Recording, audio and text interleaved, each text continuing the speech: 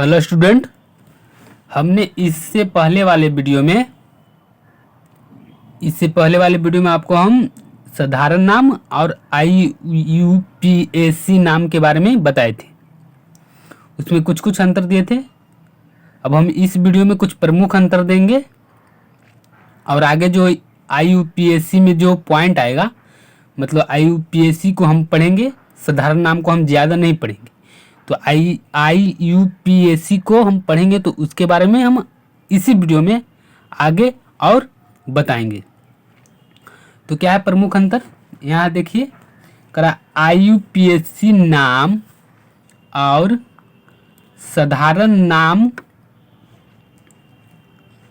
इधर साधारण नाम के बीच प्रमुख अंतर।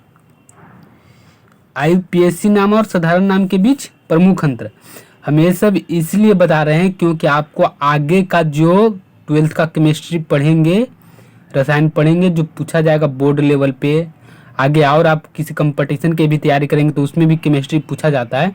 इसलिए हम डिटेल से बता रहे हैं। किसी चीज़ का आप IUPAC नाम ही नहीं जानेंगे तो उसे आप कैसे पहचान पाएंगे, कैसे लिख पाएंगे? कोई भी कंपाउंड यानी कि कोई भी यौगिक को आप कैसे पहचानेंगे? इसलिए हम आपको पहले IUPAC नाम बता रहे हैं। तो IUPAC नाम का प्रमुख अंतर है, इसमें पहले मापक है, मतलब कैसे अलग अलग करेंगे कि इस पैरामीटर के द्वारा साधारण नाम ऐसा है और इस पैरामीटर के द्वारा IUPAC नाम ऐसा है, मतलब मापक। अंतर दोनों में अंतर कैसे करेंगे, उसी के बीच में जो मीडियम साइज यानी कि जो इंटरमीडिएट आता है उसको हम मापक कहते हैं। एक साइड लिखा है IUPAC नाम और दूसरे साइड साधारण नाम। अब मापक में है, यहाँ पे पहले नामकरण का आधार, मतलब नाम लेंगे उसके आधार क्या है। तो IUPAC नाम है यौगिक संरचना और नियम। जब IUPAC नाम किसी यौगिक को लेंगे तो उसको संरचना भी और उसके नियम भी हमें बताना पड़ेगा। दूसरा है साधारण नाम। साधारण नाम मतलब उपयोग, परंपरा या स्रोत। मतलब साधारण नाम को नामकरण कैसे करते हैं? उपयोग के आधार पे, परंपरा के आधार पे या स्रोत के आधार पे। पानी को आप पानी कहते हैं, ये पहले परंपरा से चला आ रहा है, अभी तो आप चेंज नहीं करेंगे। लेकिन वही पानी को आप IUPAC नाम में क्या कहेंगे? डाइहाइड्रोजन ऑक्सीजन या ऑक्साइड, H2O भी बोलेंगे पानी को ही। लेकिन पानी को आप क्या कर रहे हैं? पानी कर रहे हैं। क्यों कर रहे हैं? क्योंकि परंपरा से पानी कहते चला आ रहा है उसी H2O को। तो स्रोत से यानी परंपरा से नाम के आधार पर हुआ, नामकरण का आधार ये यौगिक का संरचना के आधार पर, उसको संरचना देखेंगे, कैसे संरचना देखेंगे वो आगे आपको बताया जाएगा। दूसरा है सटीकता। सटीकता क्या है? सटीकता मतलब ये एक्चुअल चीज क्या है उसके बारे में बताएगा।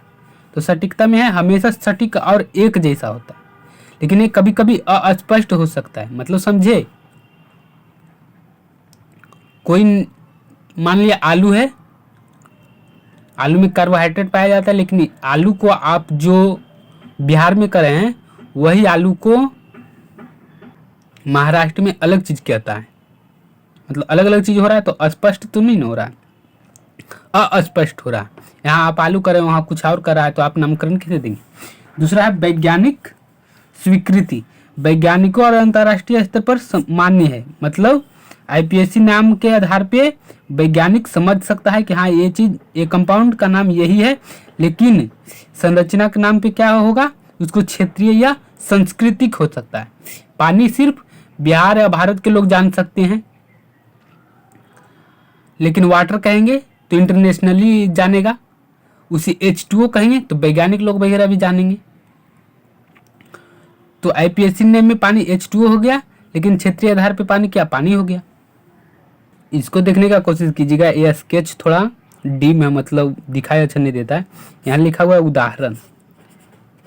उदाहरण उदाहरण दिया है एथेनॉल है, दिखाई दे रहा होगा शायद। एथेनॉल, एथेनॉल इंग्लिश में भी लिख दिया है एथेनॉल। और एथेनॉल को आईयूपीएसी में एथेनॉल कहेंगे, लेकिन उसी को साधारण नाम में जाएंगे तो शराब भी बोल के सकते हैं आप, ये शराब भी हो सकता है एथेनॉल जो है, लेकिन आईयूपीएसी में आपको शराब को क्या बोलना पड़ेगा, एथेनॉल ही बोलना पड़ेगा। दूसरा है नियम, करा है आईयूपीएसी नियमों का पालन करता है, लेकिन ये जो है साधारण नाम एक किसी भी नियम या मानक या नियम का पालन नहीं करता है, का पालन नहीं करता है। ये प्रमुख अंतर हो गया। आप इसको आप अपने नोट्स में लिख सकते हैं अच्छा से। ये जो प्रमुख अंतर है वो सारे के सारे आप अपने नोट्स में लिख सकते हैं और पढ़ सकते हैं। अब यहाँ से मैं आपको आईयूपीएसी स्टार्ट करने जा रहा हूँ। वो सब जितना वीडियो दो वो बना है, उधर का जो वीडियो बना है वो सिर्फ आईयूपीएसी के बारे में और साधारण नाम के बारे में, आईयूपीएसी क्यों पढ़ा जाता है, काहे पढ़ेंगे, ये सब के बारे में बताया। अब यहाँ से एक्चुअल जो आईयूपीएसी पढ़ना है वो स्टार्ट करने जा रहे हैं। अब आपको साधारण नाम देखने को नहीं मिलेगा और इसी के आधार पे आगे जो कंपाउंड आएगा उसको आप नाम कैसे देंगे इसके बारे में बताया जाएगा। तो पहले आईयूपीएसी के बारे में कराया है कि नामकरण प्रणाली में रसायन शास्त्र, यहाँ शायद से होगा, नामकरण प्रणाली से रसायन शास्त्र में यौगिकों के नामकरण की एक मानक विधि है। यह प्रणाली यौगिकों की संरचना के आधार पर उनके नाम प्रदान करती है ताकि उन्हें विभिन्न स्तर पे एक समान तरीके से पहचाना जा सके। ये इतना हम लिख दिए हैं, ये किताब का भाषा है। अगर जो आपको याद रहे तो सही, नहीं याद रहे तो इसे शॉर्ट में ये समझना है कि आईयूपीएसी नाम का मतलब हुआ कि किसी भी यौगिक को ऐसा नाम दें ताकि दुनिया उसी नाम से जाने उस यौगिक को। जैसे ऑक्सीजन को आप भारत में ऑक्सीजन कहेंगे, या वाटर को आप H2O कर रहे हैं तो बाहर वाले भी उसको H2O ही कहेंगे, यानी रासायनिक सूत्र उसका H2O है। फिर क्या है आईयूपीएसी नाम की विशेषताएं। तो पहला है आईयूपीएसी नाम की विशेषता में मूल नामकरण, कैसे आगे बढ़ेंगे, आईयूपीएसी नाम कैसे दिया जाएगा। तो पहला है उसका मूल नामकरण करेंगे। कोई कंपाउंड है उसको मूल नामकरण कैसे करेंगे उसको भी डिटेल में पढ़ेंगे।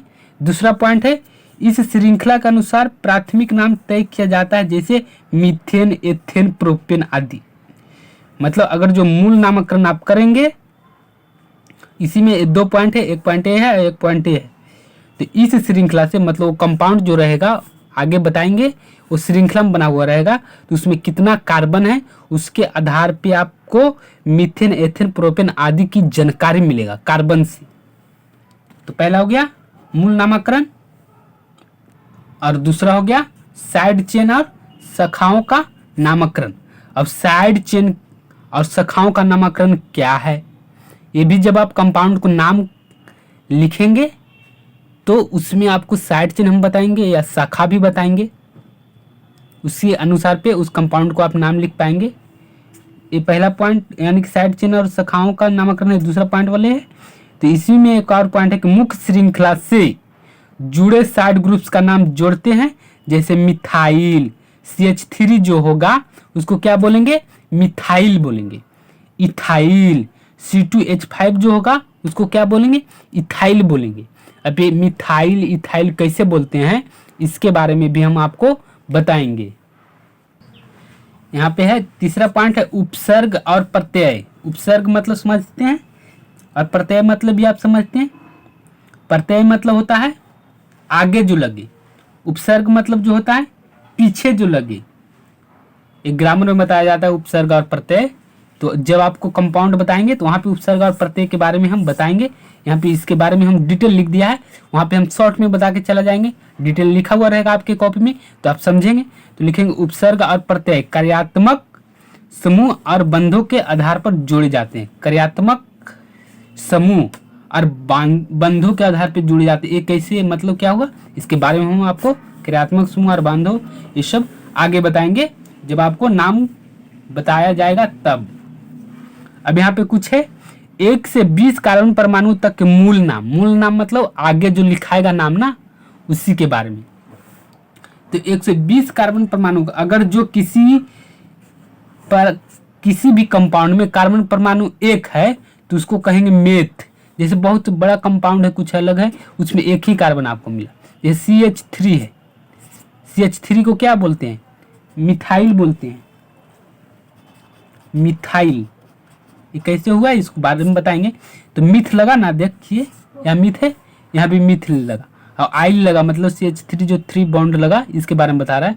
तो पहले ये समूह जो लगा CH3, इसमें कार्बन कितना है, ये C है 1। जब C 1 है तो इसलिए इसको मिथ बोले। जब 2 कार्बन रहेगा तो एथ बोलेंगे, जैसे है C2H5। तो कितना कार्बन है, 2 है, तो इसको बोलेंगे एथाइल। इसका अल्काइल का होगा परमाणु सूत्र, वो बताएंगे आपको, CnH2n+1 होता है एथाइल का सूत्र। ये सूत्र भी बताएंगे। अभी तो हम शुरुआती दौर में चल रहे हैं, आगे के जब और आगे बढ़ेंगे तो आपको हम ये सब सूत्र के बारे में बताएंगे ताकि अच्छा से आप समझे। जैसे तैसे करके हम नहीं पढ़ाएंगे, मतलब 12th पढ़ा रहे हैं केमिस्ट्री को अच्छा से समझने के लिए आपको पहले उसको बेस मजबूत करना पड़ेगा। इसीलिए बेस कोई नहीं बताता है और जैसे तैसे करके पढ़ाता है तो कहता है केमिस्ट्री तो बहुत हार्ड है, केमिस्ट्री बहुत आसान है। हम बताएंगे, जैसे पढ़ाएंगे आप वैसे पढ़ें, केमिस्ट्री बिल्कुल अच्छा समझ में आएगा। अगर जो आप 12th किए इसके बाद भी साइंस लिए तो अगर जो केमिस्ट्री अच्छा से पढ़े रहेंगे तो आपको मन करेगा कि हम केमिस्ट्री ही मेन सब्जेक्ट लें। कोई भी सब्जेक्ट तो मेन करना पड़ेगा, आगे पढ़ाई करेंगे आप तो कोई सब्जेक्ट को मेन आपको लेना पड़ेगा। या तो जो आगे जीमेंस निकाले, नीट निकाले, डॉक्टर या इंजीनियर बनना है, उसके लिए भी अच्छा है। ये तो हम अभी आपको कॉपी पेन पे पढ़ा रहे हैं, इसके बाद हम आपको बोर्ड पे पढ़ाएंगे। कुछ महीनों के बाद देखेंगे कि आप लोग अच्छा समझ रहे हैं, कुछ व्हाट्सएप ग्रुप अच्छा इम्प्रूवमेंट हो रहा है, तो फिर हम आपको बोर्ड पे पढ़ाना स्टार्ट करें। बहुत से स्टूडेंट जुड़ेंगे तब। ऐसे अभी 4-5 स्टूडेंट है, 10 स्टूडेंट है, 12 स्टूडेंट है। 3 लोगों के लिए हम बोर्ड लगाए, टाइम थोड़ा ज़्यादा जाता है। हम भी पढ़ते हैं क्योंकि कंप्यूटर साइंस से इंजीनियर कर रहे हैं तो उसमें भी तो टाइम लगता है। अब आप ही में सब टाइम हम स्पेंड कर देंगे तो फिर मेरे पास कैसे टाइम बचेगा।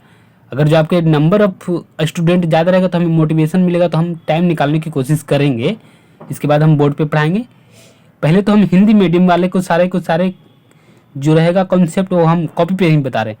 जब इंग्लिश मीडियम से स्टार्ट करेंगे पढ़ाना तो हम बोर्ड पे बताएंगे। तो ऐसा समझ में, जब 2 कार्बन रहेगा तो एथ कहेंगे, 3 कार्बन रहेगा तो प्रोप कहेंगे, जब 4 कार्बन रहेगा तो ब्यूट कहेंगे। ये सब याद करना है, लिख लेना है, याद करना है और कमेंट बॉक्स में भी लिखते जाना है। सब भी जो 20 गो है वो कमेंट बॉक्स में आप लिख सकते हैं।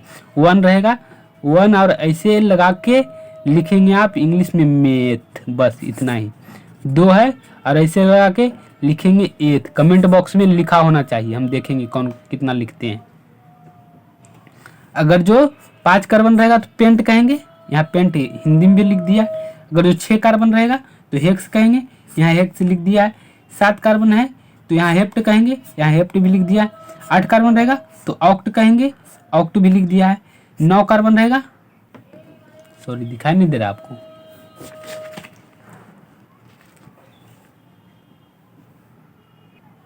यहाँ देखिए 7 कार्बन तक हो गया था। 7 कार्बन हेप्ट है। अगर जो 8 कार्बन है तो उसको क्या कहेंगे, ऑक्ट कहेंगे, हिंदी में भी लिख दिया है। 9 कार्बन है तो उसको क्या कहेंगे, नॉन कहेंगे। 10 कार्बन है तो उसको क्या कहेंगे, डेक कहेंगे, यहाँ भी लिख दिया है हिंदी में। 11 कार्बन है तो उसको क्या कहेंगे, अनडेक कहेंगे। 11 कार्बन तक हो गया। 12 कार्बन है तो उसको कहेंगे डोडेक, डोडेक। 13 कार्बन है ट्राइडेक, ट्राइडेक। 14 कार्बन रहेगा तो उसको कहेंगे टेट्राडेक, हिंदी में भी लिख दिया है यहाँ पे टेट्राडेक। 15 कार्बन रहेगा तो पेंटाडेक कहेंगे। 16 कार्बन रहेगा तो हेक्साडेक कहेंगे। 17 कार्बन रहेगा तो हेप्टाडेक कहेंगे।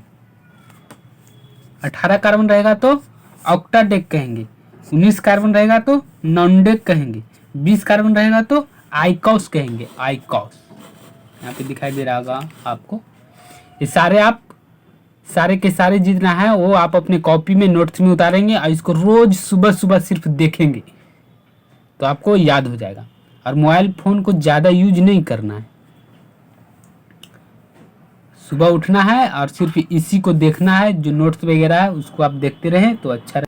अब कुछ उदाहरण के माध्यम से आपको समझाते हैं। हम आपको 20 कार्बन के जो मूल नाम जैसे लिखा जाएगा उसके बारे में बता दिया है और कुछ उदाहरण है। तो यहाँ उदाहरण के माध्यम से समझिए। अब कॉपी में सारे चीज़ लिखते रहें, नोट्स अपने से बनाए, एकदम क्लियर नोट्स बनाए, समझ में आएगा एकदम क्लियर। यहाँ पे भी लिखा हुआ है, करा उदाहरण के माध्यम से समझिए। यह है CH3COOH। इसको नाम क्या देंगे? आपको डायरेक्ट एक कंपाउंड दे दिया, आपको बोले कि इसको क्या कहते, तो सिर्फ आप याद कीजिएगा, याद नहीं करना है। इसको हम बताएंगे उस तरह से आप नाम तुरंत, बहुत सारे दुनिया में बहुत सारे कंपाउंड, कितना याद करना है, याद कर करके कितना रहेगा, याद नहीं करना है। इसको बताएंगे जैसे ही आप लगाएंगे सूत्र, ओ ऐसा है, कार्बोक्सिलिक एसिड लगा हुआ है, CH3 है, C है, एक कार्बन है, COH है, ओ एक कंपाउंड ऐसा लगा हुआ है, तो इसके बारे में आप लिख देंगे, हम आपको बताएंगे। इसका सूत्र होता है COA ऐसे करके। तो है एथेनोइक एसिड, एथेनोइक एसिड, साधारण नाम इसको कहते हैं एसिटिक एसिड, लेकिन आईपीएसी नाम इसको क्या है? Ethanoic acid. कार्बन कई गो है एथेनोइक एसिड? 2 कार्बन है। कहाँ कार्बन है? एक कार्बन, 2 कार्बन। एक कार्बन को क्या बोलते हैं? मेथ बोलते हैं, मीथ या मेथ।